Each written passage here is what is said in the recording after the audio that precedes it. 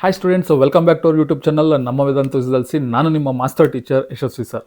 So ನಾಳೆ ನಡೆಯುವಂಥ third preparatory first language Kannada ಪೇಪರ್ನ ಎಕ್ಸ್ಪೋಸ್ ಮಾಡೋ ಟೈಮ್. ಸೊ ಜಾಸ್ತಿ ಟೈಮ್ ವೇಸ್ಟ್ ಮಾಡೋದು ಬೇಡ, ಯಾವ ಕ್ವಶನ್ಸ್ ಬರುತ್ತೆ ಅಂತ ಚೆಕ್ ಮಾಡೋಣ. ಫಸ್ಟ್ ತತ್ಸಮ ತದ್ಭವದಲ್ಲಿ ಯಾವ ಕ್ವಶನ್ಸ್ ಕೇಳ್ಬೋದು? ವೀರ ಬೀರ ಕೊಡಲಿ ಅಂತ ಅಂದರೆ ಕೊಡಿ ಅನ್ನೋ ಆನ್ಸರ್ ಆಗುತ್ತೆ. ನೆಕ್ಸ್ಟ್ ವಿದ್ಯಾಧರ ಬಿಟ್ಟೋದರ ವೈಶಾಖ ಅಂತ ಅಂದರೆ ಬೇಸಗೆ. ಓಕೆ. ಥರ್ಡ್ ಕಲಶ ಕಳಸ ವಂಶ ಬಂಚ. ಫೋರ್ತ್ ಒನ್ ದ್ಯೂತ ಜೂಜು ಚೀರ ಸೀರೆ. ಓಕೆ. ಪ್ರತಿಹಾರಿ ಪಡಿಯರ ಸಂದೇಹ ಸಂದೇಯ. ಓಕೆ. ನೆಕ್ಸ್ಟ್ ದೃಷ್ಟಿ ದಿಟ್ಟಿ ಅರ್ಕ ಎಕ್ಕ. ಇಷ್ಟರಲ್ಲಿ ಕ್ವಶನ್ಸ್ ಬರುತ್ತೆ, ಕ್ಲೀನಾಗಿ ನೋಡ್ಕೊಳ್ಳಿ. ನೆಕ್ಸ್ಟ್ ನಾಮಪದ. ಸೊ ನದಿ ರೂಢನಾಮ ವಿಜ್ಞಾನಿ ಅಂದರೆ ಏನು ಅದನ್ನು ಚೆಕ್ ಮಾಡ್ಕೊಳ್ಳಿ. ನೆಕ್ಸ್ಟ್ ವಿದ್ವಾಂಸ ಅನ್ವರ್ಥನಾಮ ಸಹದೇವ ಏನು? ಯಾರು ಪ್ರಶ್ನಾರ್ಥಕ ಸರ್ವನಾಮ ತಾನು ಕ್ವಶನ್ ಮಾರ್ಕ್. ಲಕ್ಷಣ ಅಂಕಿತನಾಮ ಪರ್ವತ 12 ಸಂಖ್ಯಾವಾಚಕ ಮೂಡಣ. ವ್ಯಾಪಾರಿ ಅನ್ವರ್ಥನಾಮ ಧರ್ಮರಾಯ. ಇದೆಲ್ಲ ಇಂಪಾರ್ಟೆಂಟ್ ಕ್ವಶನ್ಸು, ನಿಮಗೆ ಗೊತ್ತಿರೋದೆ. ಸೊ ಇದೇ ಕ್ವಶನ್ಸು ನೀವು ಓದಿರ್ತೀರ, ಬಟ್ ಎಕ್ಸಾಮಲ್ಲಿ ಇದೇ ಕ್ವಶನ್ಸ್ ಬರುತ್ತೆ ಅಂತ ನಿಮಗೆ ಗೊತ್ತಿರಲ್ಲ. ನಾವು ಎಕ್ಸ್ಪೋಸ್ ಸೀರೀಸ್ ಮೂಲಕ ಮಿಡ್ ಟರ್ಮಿಂದ ಸ್ಟಾರ್ಟ್ ಮಾಡಿದ್ದು. ಮಿಡ್ ಟರ್ಮು ಪ್ರಿಪ್ರೇಟರಿ 1 ಪ್ರಿಪ್ರೇಟರಿ 2 ಅಲ್ಲಿ ಎಕ್ಸ್ಪೋಸ್ ಸೀರೀಸ್, ಅದರಲ್ಲೂ ಸೋಷಿಯಲ್, ಮ್ಯಾಥ್ಸ್, ಇಂಗ್ಲೀಷ್ ಆ ಥರದ ಸಬ್ಜೆಕ್ಟ್ಸ್ಗಳನ್ನ ಮಾಡ್ತಾ ಇದ್ವಿ. ಇದೇ ಫಸ್ಟ್ ಟೈಮು ಫಸ್ಟ್ ಲ್ಯಾಂಗ್ವೇಜ್ ಕನ್ನಡನ ಕ್ವಶನ್ ಪೇಪರ್ನ ಎಕ್ಸ್ಪೋಸ್ ಸೀರೀಸ್ ಮಾಡ್ತಾ ಇರೋದು. ಸೊ ಫಾಲೋ ಮಾಡಿ. ನೆಕ್ಸ್ಟ್ ದ್ವಿರುಕ್ತಿ ಅಥವಾ ಜೋಡು ನುಡಿ ಅಥವಾ ಗ್ರಾಮ ಪದಾರ್ಥ ಅವ್ಯಯ, ಅದರಲ್ಲಿ ಯಾವ ಥರ ಕ್ವಶನ್ಸ್ ಬರುತ್ತೆ? ಬನ್ನಿ ಬನ್ನಿ ಅದು ದ್ವಿರುಕ್ತಿ ಆಗುತ್ತೆ. ಹಾಲ್ ಜೇನು ಏನಾಗುತ್ತೆ? ಸಂಯುಕ್ತ ಪದ. ಓಕೆ. ನೆಕ್ಸ್ಟ್ ಅಥವಾ ಸಂಯುಕ್ತ ಪದ ಅನ್ನೋದಕ್ಕಿಂತ ಹೆಚ್ಚಾಗಿ ಜೋಡು ನುಡಿಯೋದು. ಓಕೆ, ಜೋಡು ನುಡಿ. ನೆಕ್ಸ್ಟ್ 14ನೇ ಕ್ವಶನ್ನು 15, 16, 17, 18 ಇದಿಷ್ಟು ಇಂಪಾರ್ಟೆಂಟ್ ಕ್ವಶನ್ಸು, ಮರಿಬೇಡಿ. ನೆಕ್ಸ್ಟ್ ಒಂದು ವಾಕ್ಯದಲ್ಲಿ ಉತ್ತರಿಸಿ. ಸೊ ಇದೆಲ್ಲ ರಿಪೀಟೆಡ್ ಕ್ವಶನ್ಸು, ತುಂಬ ಎಕ್ಸಾಮಲ್ಲಿ ರಿಪೀಟ್ ಆಗಿದೆ. ನಿಮಗೆ ಥರ್ಡ್ ಪ್ರಿಪ್ರೇಟರಿಲೂ ರಿಪೀಟ್ ಆಗುತ್ತೆ, ಫೈನಲ್ ಎಕ್ಸಾಮಲ್ಲೂ ರಿಪೀಟ್ ಇದೇ ಕ್ವಶನ್ಸ್ ಬರುತ್ತೆ, ನೋಡ್ಕೊಳ್ಳಿ. ಸೊ ಪ್ರಾಣಿಗಳು ತಮ್ಮ ಮಕ್ಕಳಿಗೆ ಯಾವ ವಿಚಾರವಾಗಿ ತರಬೇತಿ ಕೊಡುತ್ತವೆ? ಓಕೆ. ನೆಕ್ಸ್ಟ್ ಎಣ್ಣೆ ತುಪ್ಪದ ಮಿಶ್ರಣ ಬೇಡವೆಂದು ಹೇಳಿದವರು ಯಾರು? ಓಕೆ. ನೆಕ್ಸ್ಟ್ ಇದು ಬರೋದು ನಮ್ಮ ಭಾಷೆ ಅನ್ನೋ ಗದ್ಯದಲ್ಲಿ. ನೆಕ್ಸ್ಟ್ ವ್ಯಾಘ್ರಗೀತೆ, ಇದರಲ್ಲಿ ಯಾವ ಪ್ರಶ್ನೆ? ಶಾನುಭೋಗರು ಚಿಕ್ಕನಾಯಕನಹಳ್ಳಿಗೆ ಏಕೆ ಹೋಗಿದ್ದರು? ನೆಕ್ಸ್ಟ್ ಹಸಿದು ಮಲಗಿದ್ದ ಹುಲಿಯು ಏನೆಂದು ಯೋಚಿಸಿತು? ಇಷ್ಟು 4 ಪ್ರಶ್ನೆ ತುಂಬ ಇಂಪಾರ್ಟೆಂಟು.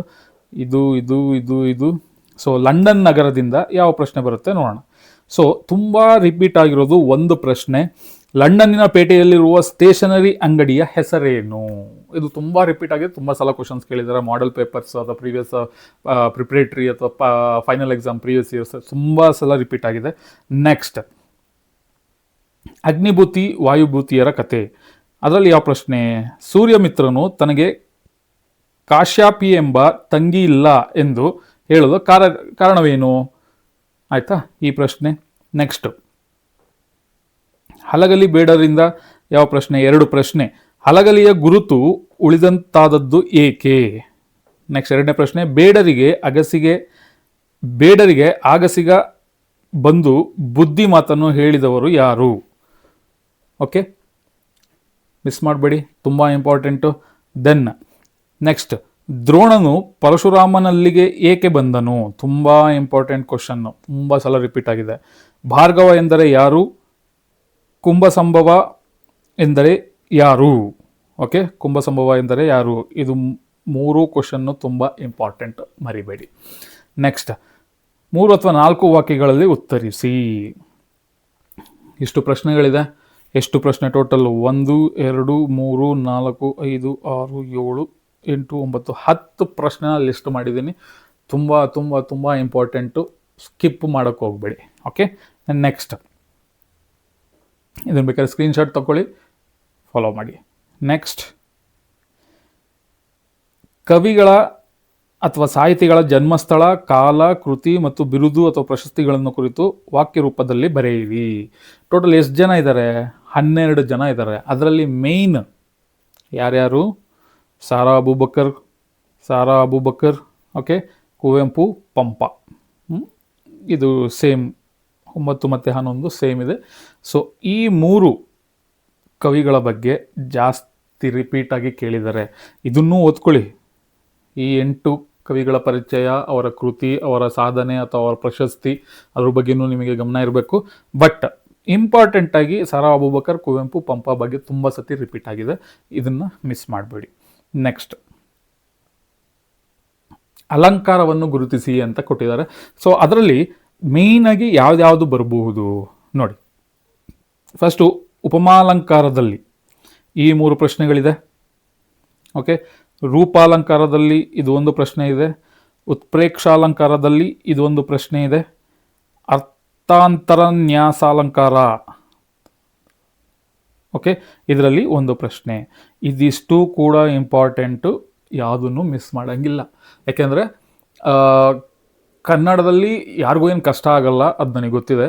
ಯಾಕಂದರೆ ಕನ್ನಡದ ಮಕ್ಕಳಾಗಿ ಕನ್ನಡ ಅದು ಫಸ್ಟ್ ಲ್ಯಾಂಗ್ವೇಜ್ ಕನ್ನಡ ತಗೊಂಡಿರೋರು ತುಂಬ ಚೆನ್ನಾಗಿ ಸ್ಕೋರ್ ಮಾಡ್ತಾರೆ. ಬಟ್ ಆ್ಯಸ್ ಎ ಟ್ರೈನರ್ ಅಥವಾ ಟೀಚರ್ ಅಥವಾ ಮೆಂಟರ್, ನಾವು ನಿಮಗೆ ಒಂದು ನಿಮ್ಮ ಕೆಲಸನ ಈಸಿ ಮಾಡಬೇಕು. ಹಾಗಾಗಿ ಎಕ್ಸ್ಪೋಸ್ ಸೀರೀಸ್ ಅಂತ ತಂದ್ವಿ. ಅದನ್ನು ಈಗ ಫಸ್ಟ್ ಲ್ಯಾಂಗ್ವೇಜ್ ಕನ್ನಡಕ್ಕೂ ಇನ್ಕ್ಲೂಡ್ ಮಾಡಿದ್ದೀವಿ. ಓಕೆನಾ. ನೆಕ್ಸ್ಟ್,